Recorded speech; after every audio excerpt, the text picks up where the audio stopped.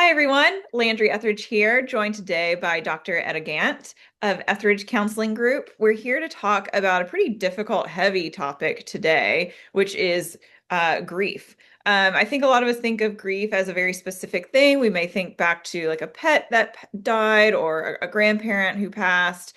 But really, grief affects all of us. So I'm really excited to talk about this difficult topic today with Etta. Thanks so much for joining us. I want to start with just simply, why is grief so hard? Why is it so difficult? And why is it so overwhelming for us? Mm, yeah, I think grief is so difficult because it is all just feeling and we can't really think it away. It feels like a loss of control in a way for how like overwhelming it is. It's Mhm. all just emotional. It's like a very physical response, and we don't know what to do with that. We're used to trying to think everything away, think healthy thoughts, all of those things, but grief is something that is inescapable in life and it's painful and it is just a part of life. It is life. And that's really complicated. It makes it very messy and not so black and white. Hmm. That is such a great point. Yeah, it's one of those things you can't think away and you can't really control. It's something just outside of our control. Well, if somebody listening is dealing with grief right now, are there particular things that they should be doing to maybe move through the process a little bit easier? Mm.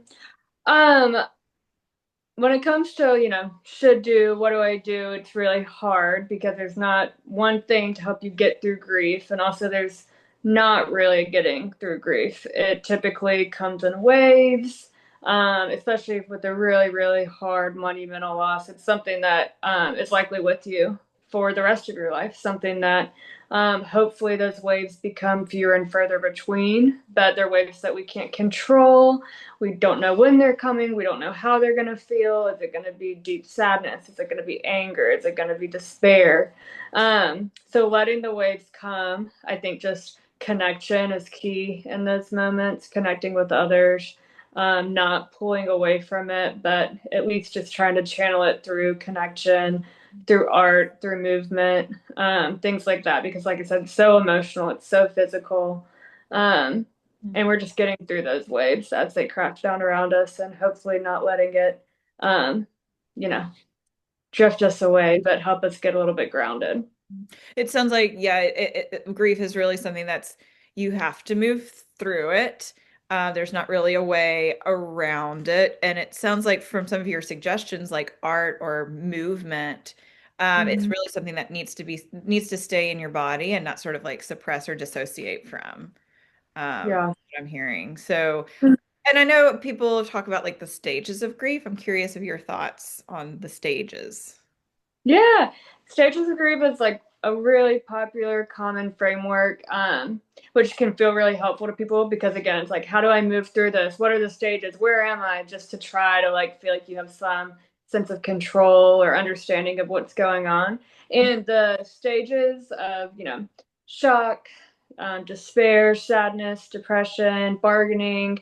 That's not exactly what they are, but that's what it describes. But are all a part of grief typically. However, it's rare that they really do follow this one, two, three, four, five, and done approach. It looks different for everyone. Some people might feel tons of sadness at first, some people might not, and it comes way later when they're least expecting it. Some people feel angry or shock or guilt. It just, you never know what you're going to feel when it first happens, and there's not a singular path for everybody. But exploring the stages of grief is great just to learn about different ways that you can experience grief, but expecting it to be sequential like that is very rare. Okay, I think that's helpful. I know in my own life, I've noticed at times it'll come in very quick succession.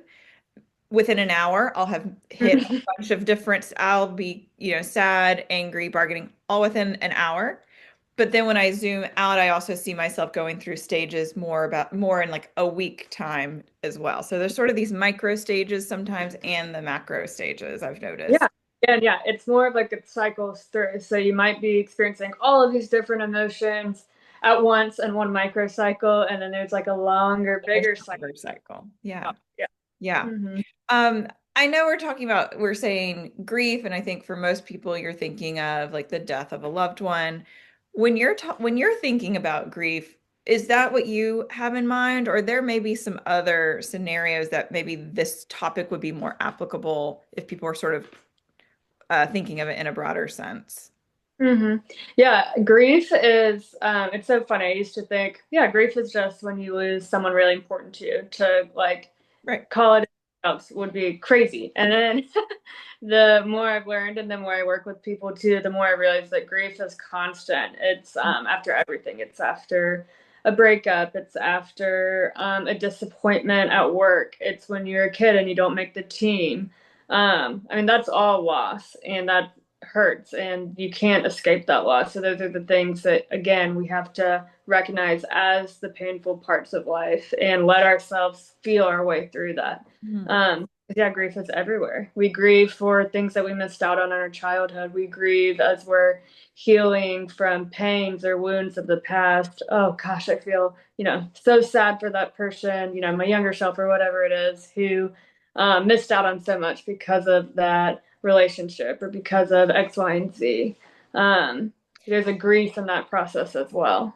Yeah, it can be so tricky and uh to not recognize. I think even when something positive happens, I don't know, you're moving into a new house or you're I don't know, in a new relationship. Maybe there's some grieving of like, oh, I'm not single anymore. There's some sadness to that. Or maybe I there were some things about that old house or that stage of life, even though I'm so excited to be moving and getting out of the old one into the new one or whatever, Totally. still grief in there.